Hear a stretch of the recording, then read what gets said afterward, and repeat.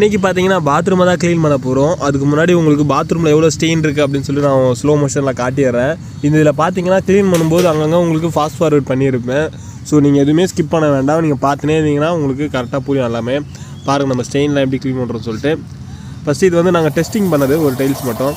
இப்போ பாருங்கள் இதே மாதிரி நம்ம லிக்விடை ஜக்கில் ஊற்றிட்டு இந்த மாதிரி ப்ரெஷ்ஷில் தொட்டு எங்கே ஸ்டெயின் இருக்கோ அங்கெல்லாம் அப்ளை பண்ணணும். அப்ளை பண்ணோன்னே எப்படி கரைஞ்சி வருது பாருங்கள். நீங்கள் ஸ்க்ரப்பே பண்ண தேவையில்ல. ஒரு சில இதெல்லாம் நம்ம ப்ரெஷ்ஷை வச்சு அப்ளை பண்ணும்போது உங்களுக்கு கரைஞ்சி வருது அழகாக தெரியுது பாருங்கள்.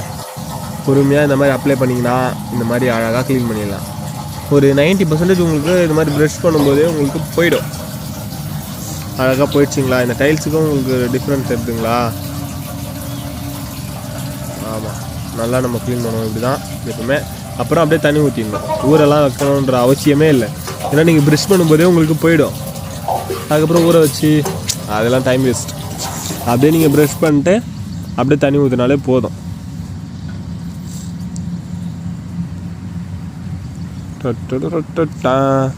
இதே மாதிரி கரெக்டாக நீங்களும் க்ளீன் பண்ணிங்கன்னா உங்களுக்கு க்ளீன் ஆகும். இப்போ வந்து இதில் வந்து ஒரு சில இடத்துலலாம் நம்ம வந்து ஸ்க்ரப் பண்ணுற மாதிரி இருக்கும். ஒரு சில இடத்துல நீங்கள் ஸ்க்ரப் பண்ணாலும் போகாது. அங்கெல்லாம் நம்ம லிக்விடை ஊற்றிட்டக்கப்புறமா மேலே இருக்கிற லேயர் வந்துருமா, அப்புறமா எம்ஆர் ஷீட் போட்டிங்கன்னா உங்களுக்கு போயிடும். இல்லை ஒரு ரொம்ப தடியாக இருக்குது அப்படின்னா அங்கே லைட்டாக நீங்கள் பட்டி பிளேட் வச்சு இப்படி தட்டினாலே அது கொட்டிடும். கீழே லைட்டாக சுரண்டுற மாதிரி இருக்கும். தெரியுதுங்களா? அங்கே பாருங்க. இப்போ வந்து நீங்கள் வந்து ஃபஸ்ட்டு சைட் டைல்ஸ் பண்ணிட்டீங்கன்னா அதுலேருந்து வர லிக்விட் கீழே சிந்தும்ல, அதை வச்சே நீங்கள் ஃப்ளோர் டைல்ஸும் பண்ணிடலாம். இதில் வேறு கரப்பம்பூச்சி வேறு குறுக்க நடுக்குன்னு ஓடி நின்றுச்சு. அதையும் சாவடிச்சு அப்படியே ஓரம் போட்டாச்சு. பார்த்தீங்கன்னா இங்கே பாருங்கள், நம்ம கீழே இருக்கிற சிந்தி இருக்கிறது அப்படியே இது பண்ணியே நம்ம பார்த்தீங்கன்னா தரையை அப்படியே ப்ரெஷ் பண்ணுறோம். அப்பப்போ இந்த மாதிரி ப்ரெஷ்ஷும் கொஞ்சம் க்ளீன் பண்ணிக்கோங்க. இப்போ திரும்ப நான் இந்த டைல்ஸுக்கு உங்களுக்கு க்ளோஸ்அப்பில் அழகாக காட்டுறேன் பாருங்கள். அதில் தொட்டு எங்கே ஸ்டெயின் இருக்கோ அங்கே அப்படியே அப்ளை பண்ணணும். அப்ளை பண்ணோன்னே எப்படி போகுது பாருங்கள். இப்போ இந்த வீடியோ ஃபுல்லாகவே இந்த மாதிரி ஸ்டெயினில் எப்படி அப்ளை பண்ணுறாரு அப்படின்னு சொல்லிட்டு நான் உங்களுக்கு க்ளோஸ்அப்பில் எல்லாமே தெளிவாக காட்டியிருப்பேன். அதே மாதிரி க்ளீன் பண்ணிவிட்டு உங்களுக்கு காட்டியிருப்பேன். பாருங்கள் நம்ம எப்படி க்ளீன் பண்ணியிருக்கோம்னு சொல்லிட்டு. ஆனால் நம்ம இந்த அளவு எஃபோர்ட் பண்ணி க்ளீன் பண்ணோம். பட் கஸ்டமருக்கு அந்தளவு சாட்டிஸ்ஃபேக்ஷன் இல்லை. ஏன்னா ஃப்ளோரில் வேறு அங்கங்கே தேஞ்சு போன மாதிரி இருந்துச்சா, அதனால நினைக்கிறேன்.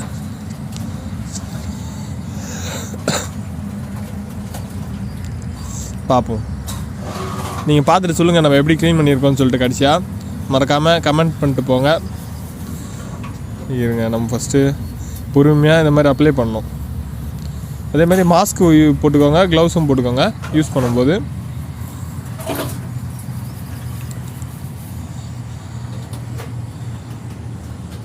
பார்த்தீங்கன்னா அப்படியே ப்ரெஷ் தான் பண்ணணும். இதே நம்மளுக்கு வேறு கோல்டு வேறு இருக்கா, அடிக்கடி வேறு இருமுனையே வரணுமா வேறு. ஆனால் லைட்டாக தான் ஸ்மோக் வரும். ஸ்மோக் வராதுன்னு சொல்ல, நம்ம லிக்விட் யூஸ் பண்ணும்போது லைட்டாக ஸ்மோக் வரும். இங்கே கோல்டு இருக்கிறதுனால அதிகமாக இரும்பல் வேறு வந்து இருந்துச்சு. இந்த வாய்ஸ் எல்லாம் அடிக்கடி கட் பண்ணிடுவேன். பாருங்கள், உங்களுக்கு இதெல்லாம் ரொம்ப நாள் ஆகிருக்கும்னு நினைக்கிறேன் க்ளீன் பண்ணி. பட் ஆனால் கஸ்டமர் சொன்னார் 1 இயர் தான்ப்பா ஆகுது, டைல்ஸு போட்டே 1 இயர் தான் ஆகுது அப்படின்னு சொன்னார். 1 இயரில் இவ்வளோ ஸ்டெயின் வந்துட்டுருக்கு. அவ்வளோ சால்ட் வாட்டர்னு நினைக்கிறேன்.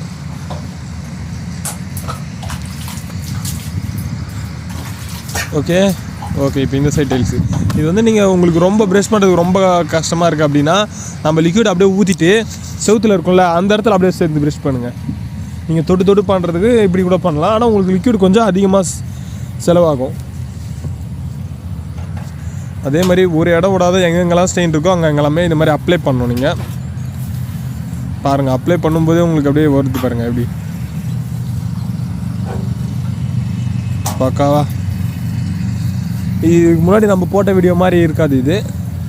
ஏன்னா அதெல்லாம் நான் சும்மா அழுக்கே இல்லாதத்தில் க்ளீன் பண்ணுறதெல்லாம் காட்டிகிட்டு இருப்பேன். நீங்கள் பாருங்கள், இந்த WCயை கொஞ்சம் கவனமாக பாருங்கள் நம்ம எப்படி க்ளீன் பண்ணுறோன்னு சொல்லிட்டு. இதே மாதிரி நீங்களும் க்ளீன் பண்ணிங்கன்னா உங்களுக்கு க்ளீன் ஆகும்.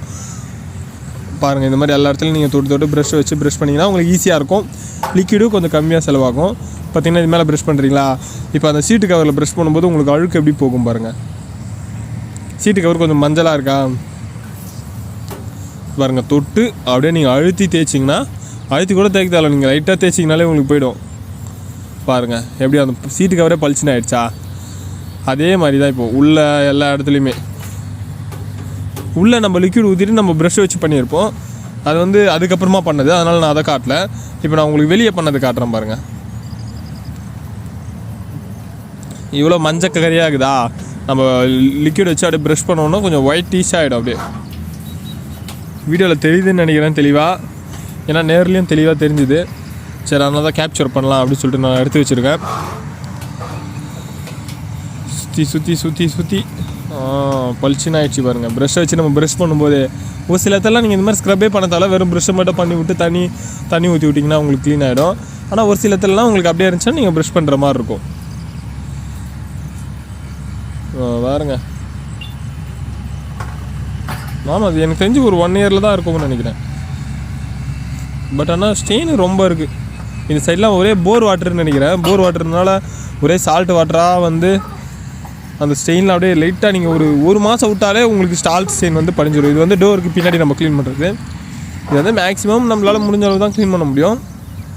பாருங்கள் நம்ம எப்படி க்ளீன் பண்ணுற சொல்லிட்டு நம்ம லிக்விட் ஊற்றி இந்த மாதிரி அப்படியே பெயிண்ட் அடிக்கிற மாதிரி தாங்க. சும்மா நம்ம லிக்விடில் தொட்டு எங்கே ஸ்டெயின் இருக்கோ அங்கே அப்ளை பண்ண வேண்டியது தான். அப்ளை பண்ணினாலே உங்களுக்கு வந்து போயிடும். அதுக்கப்புறமா உங்களுக்கு வந்து ஒரு 90% போயிடும்னு வச்சுக்கோங்களேன். 10% வந்து நீங்கள் ஸ்க்ரப் பண்ணுற பட்டி பிளேடு போட்டு எம்ஆர் ஷீட்டு போட்டு நீங்கள் க்ளீன் பண்ணுற மாதிரி இருக்கும்.